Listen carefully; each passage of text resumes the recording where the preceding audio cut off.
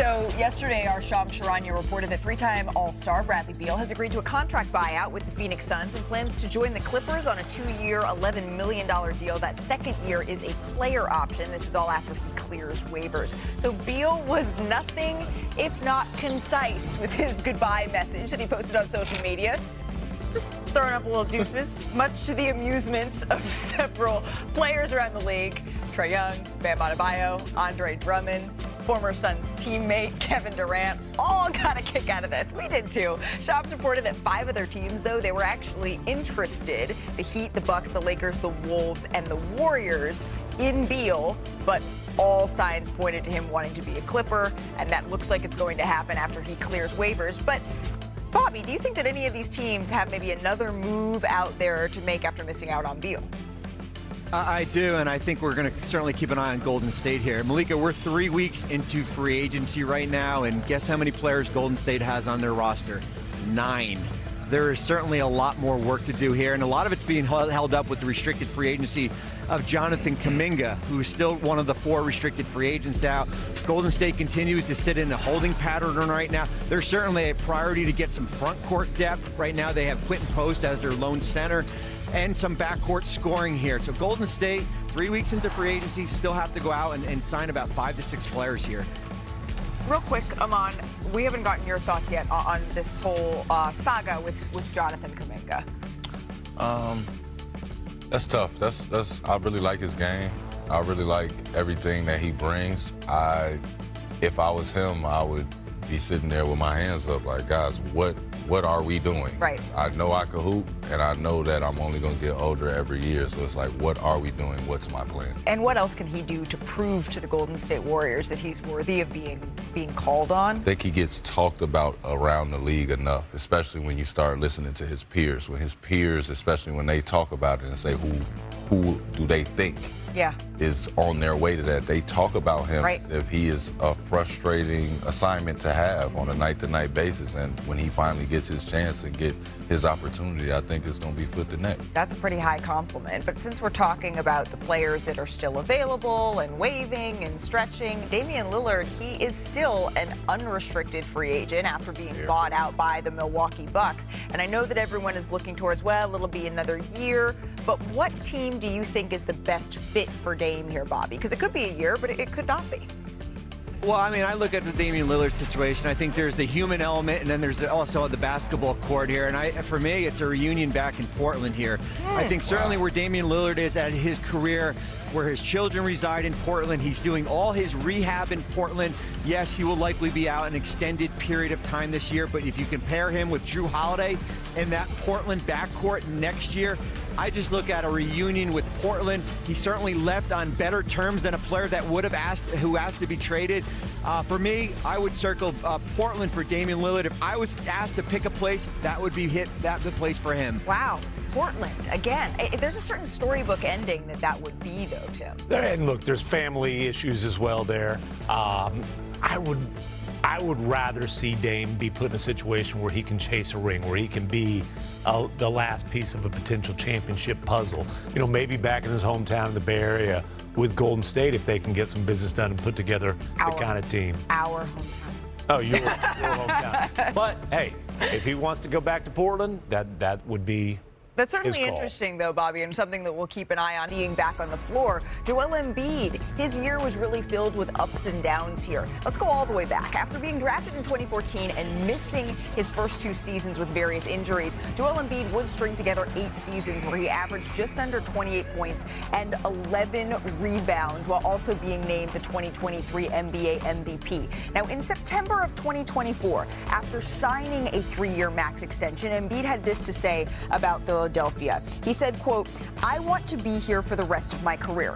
I love this community and everything you've given me and my family. There's a lot more work to do. You guys deserve a championship, and I think we're just getting started here." Now, those championship aspirations, they got off to a little bit of a rocky start in 2024. Embiid, he would miss the first 9 games of the season due to injury and a suspension. When Embiid was on the floor to start the season, he did look good, though. 31-point game against the Bulls after missing the previous 7 games, a 27-9 rebound performance against the defending champion Boston Celtics. That one was on Christmas Day. However, the Sixers and Joel, they would start to struggle in February after a 7-game losing streak, and then the Sixers made that decision to shut him down for the remainder of the season with a lingering knee trouble here. So for the first time here on NBA Today, I'd like to welcome in Dotun Akintoye, who just released an excellent profile that's up right now on ESPN.com. I really encourage all of our readers to take a second to go and read it when you have an hour this afternoon. But you sat down with Joel Embiid several times throughout this story. What stood out to you the most in those conversations? Well, thanks for having me first, Malika. I think Joel is an incredibly sensitive, incredibly complicated person. And I think there are some of those traits that are perhaps at odds with the role that he plays, which is a leader of an organization, a superstar. And I think he's been struggling with that ever since he's been cast in that role. Yeah, I think sensitive was a really good way to put this. And the way that you explore what Joel Embiid has been through in this story was really interesting to me. Something that jumped out in your profile was just the amount of frustration, I think, that Joel has fostered throughout his career, especially with the organization. How did he express that to you? Because there was a couple of specific moments that I think fans may be surprised by the behind the scenes of. Yeah, I think, we talked about continuity quite a bit, and it means something to him. I mean, in basketball terms, I think he has a sort of theory about roster consistency and what that does. He often talks about the Denver Nuggets and their championship, but I also think it means something to him in a deeper way than that. Trust for him is like a huge, not a concern, perhaps a fixation is maybe the better way to. And, one of the incidents of the last season was the leak in the fall after a closed door meeting that the team had. And he brought it up with me, and it's still bothering him very clearly. I think for him, it's a microcosm of certain fears he has and a certain history he has with the organization about people who maybe don't have his best interest at heart and who he can't rely on. So it's on his mind. It's a huge facet of his personality. And one of the ways that I read it is he looked to sort of take back some of that control when he felt like that trust was spiraling. He talks about the behind the scenes of an interview he did this season with Lisa Salters. Can you tell us about that? Yeah, I think Joel was incredibly frustrated this last season, and he felt like no one was listening to him. And it felt, again, I think, of an echo of an earlier part of his career where he didn't feel listened to and he shut down. And I think not a similar thing happened this year in that, there was a lot of pressure on him to play and his body didn't feel right. And I think finally, I think the conversation with Lisa happened in February, he had had enough. And he was going to speak his mind publicly and sort of state his position and then let the team deal with the fallout of that. And that's when he said to Lisa, I may have to have surgery. The team was caught off guard by that, but that seemed to be, as he put it, his cry for help is the way that he described it to you, to sort of say, no, I need to be listened to here. And now he's describing this as the most important offseason of his career.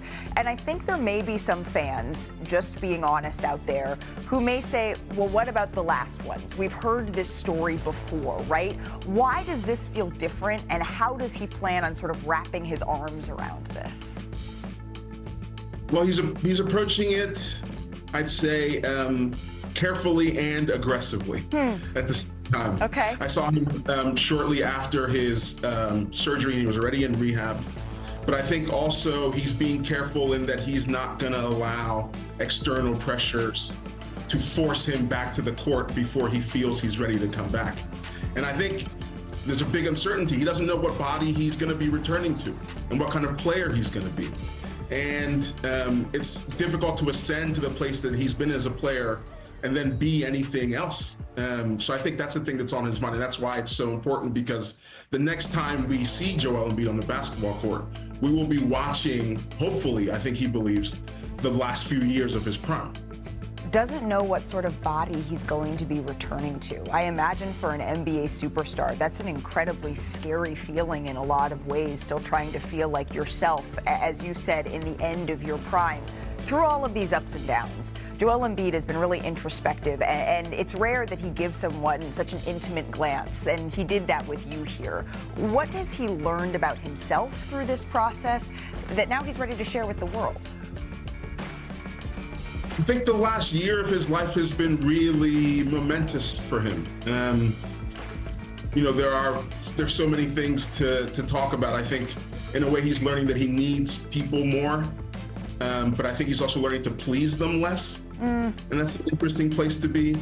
He talked to me about being in therapy and trying to, you know, sort of unpacking the feelings he's been dealing with, I think, over the last year, but also over the length of his career. There's, you know, one of his former coaches said something to me. They said, you know, Joel would have been fine on a deserted island. I think there's something fundamentally lonely in him, and I think he's learning about that too. But that's at odds with the role he has to play, as we said earlier. He has to be a leader, and I think he's learning about that side of himself and trying to explore that. You know, the friendship that he has with Tyrese Maxey is really important. It's a real connection for him, and I think it's made him a better teammate.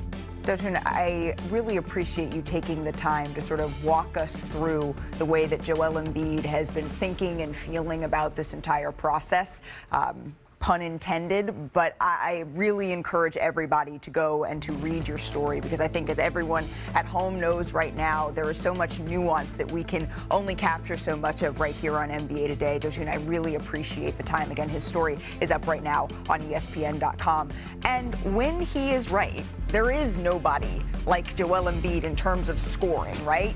His 30.9 points per game the last 5 seasons, it leads the entire NBA here. As we say hello to our front office insider, Bobby Marks, I want to dive into a lot of parts of this story, Bobby, but let's start here with you, because there's so much to unpack.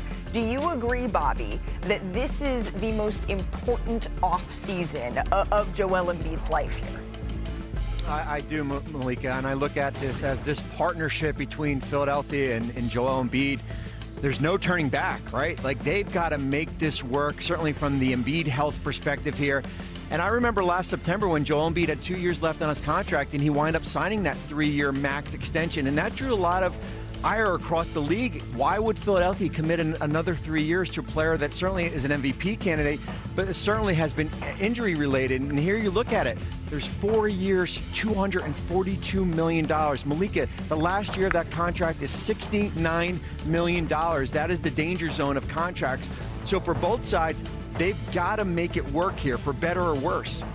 Tim, do you feel like there's a real conflict when it comes to the messaging around the 76ers here between what Joel Embiid is saying and what the 76ers say? Who cares what I think? Joel Embiid clearly feels like there's a conflict, and there have been a lot of issues with the Philadelphia 76ers throughout the course of his career.